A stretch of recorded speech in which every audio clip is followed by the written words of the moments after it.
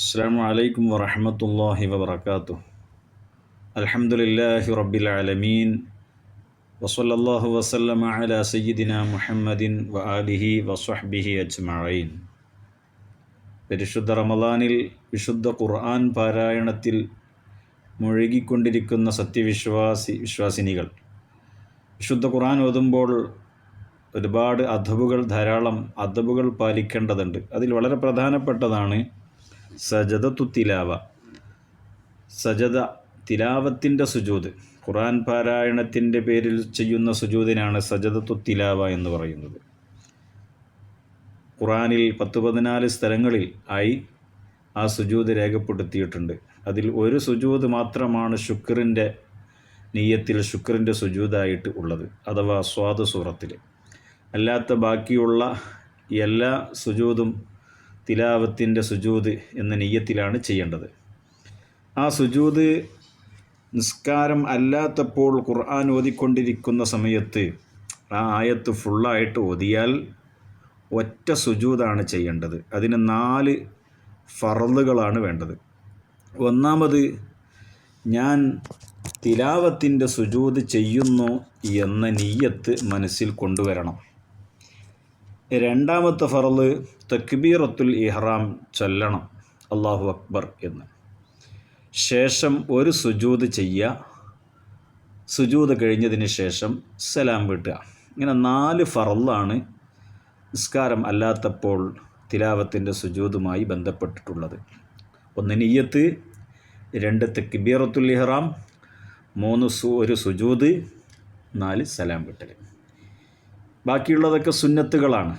അതായത് നമ്മളിപ്പോൾ നിയ്യത്ത് വെച്ച് തക്ബീറത്തുൽ ഇഹ്റാം ചൊല്ലുമ്പോൾ കൈകെട്ടുക. നെഞ്ചിൻ്റെയും പുക്കളിൻ്റെയും ഇടയിൽ സാധാരണ തക്ബീറത്തുൽ ഇഹ്റാമിൽ കൈകെട്ടുന്നത് പോലെ കൈകെട്ടുക, അത് സുന്നത്താണ്, കൈകെട്ടൽ.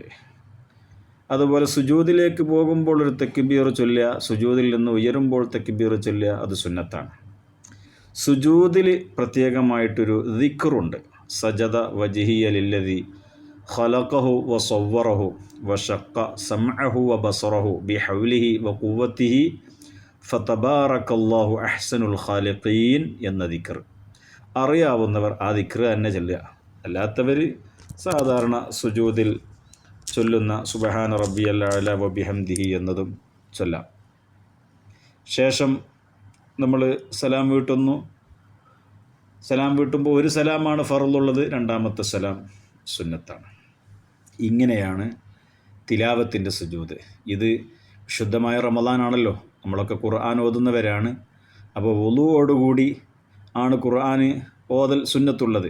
അതേസമയത്ത് ഖുർആൻ തൊടാൻ വുളു നിർബന്ധമാണ്. എന്ന പോലെ സുജൂദ് ചെയ്യാനും വുളു നിർബന്ധമാണ്.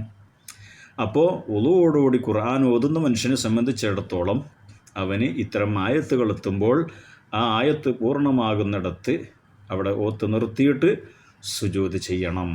വളരെ പ്രധാനപ്പെട്ട ഒരു പുണ്യകർമ്മമാണ്. അള്ളാഹു തൗഫീഖ് നൽകുമാറാവട്ടെ.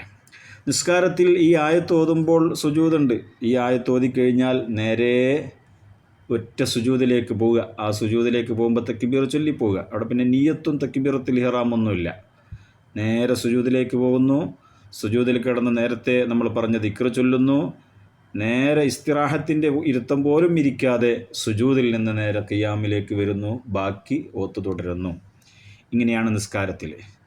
അപ്പോൾ ചുരുക്കത്തിൽ വളരെ പ്രധാനപ്പെട്ട ഒരു സുന്നത്തായതുകൊണ്ട് അത്തരം അദബുകളും കൂടി പാലിച്ചുകൊണ്ട് ഖുർആൻ ഓതുമ്പോൾ കൂടുതൽ ആ ഖിറാഅത്ത് നമ്മുടെ ഹൃദയത്തിൽ സ്ഥലം പിടിക്കും. അള്ളാഹുവിന് വലിയ ഇഷ്ടമാണ്. അള്ളാഹു സുബ്ഹാനഹു വ തആല അത്തരത്തിലുള്ള പുണ്യകർമ്മങ്ങൾ വർദ്ധിപ്പിക്കാൻ നമുക്കൊക്കെ തൗഫീഖ് നൽകുമാറാവട്ടെ. ബീവി ഫാത്തിമ റളിയല്ലാഹു തആല അൻഹ സയ്യിദത്തു നിസാഇ അഹ്ലിൽ ജന്ന. ഫാത്തിമ മോളോട് മുത്തുനബി സല്ലല്ലാഹു അലൈഹി വസല്ലമ തങ്ങൾ പറഞ്ഞ ഒരു വസിയ്യത്തുണ്ട്. മാ യംനഉകി അൻ തസ്മഈ മാ ഊസീകി ബി. ഞാനൊരു വസിയ്യത്ത് നിനക്ക് പറഞ്ഞു തരട്ടെ, അത് കേൾക്കാൻ തടസ്സമൊന്നുമില്ലല്ലോ മോളെ, ജീവിതത്തിൽ പകർത്തിക്കൂടെ എന്ന് പറഞ്ഞിട്ടൊരു ദിക്ർ പഠിപ്പിച്ചു കൊടുത്തു. എന്താണത്? ഇദാ അസ്ബഹതി വ ഇദാ അംസൈതി, രാവിലെയും വൈകുന്നേരവും യാ ഹയ്യു യാ ഖയ്യൂം ബിക അസ്തഗീസ് ഫഅസ്ലിഹ് ലി ശഅനി കുല്ലഹ് വലാ തകിൽനി ഇലാ നഫ്സി തുർഫത ഐൻ. ഇതൊന്ന് ചൊല്ലിയാൽ വലിയ സന്തോഷമാണെന്ന് നബി സല്ലല്ലാഹു അലൈഹി വസല്ലം തങ്ങൾ ഈ ഉമ്മത്തിന് വേണ്ടി അവിടുത്തെ മോളെടുത്ത് പറഞ്ഞു കൊടുത്തു റളിയല്ലാഹു തആല അൻഹ. അള്ളാഹു തൗഫീഖ് ചെയ്യുമാറാവട്ടെ.